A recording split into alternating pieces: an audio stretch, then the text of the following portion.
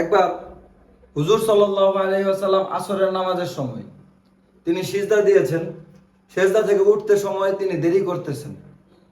তো এই দেরি করার কারণে মুসল্লি সমস্ত মুসল্লিয়ানে কেরাম পরবর্তীতে নামাজের শেষে জিজ্ঞাসা করেছেন যে, হে আল্লাহর রাসূল, আপনি তো সাধারণত দেরি করেন না, সিজদার সময় তো এত দেরি করেন না, তাহলে আজকে এত দেরি কেন হলো?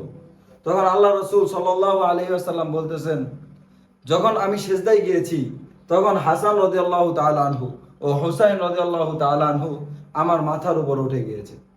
তারা আমার মাথার উপর উঠে যাওয়ার কারণে আমি তাদেরকে সরাতে একটু দেরি হয়েছে, তাই আমার আজকে সিজদা থেকে উঠতে একটু দেরি হয়ে গিয়েছে।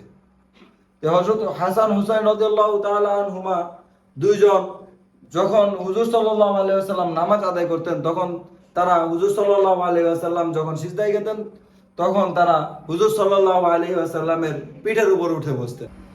প্রিয় ভাইয়েরা আমার, একটা কথা মনে রাখবেন, ওই মসজিদ ভবিষ্যতে মুসল্লি শূন্য হবে যে মসজিদের পেছনের থেকে, অর্থাৎ পেছনের দিক থেকে বাচ্চার আওয়াজ শোনা না যায়।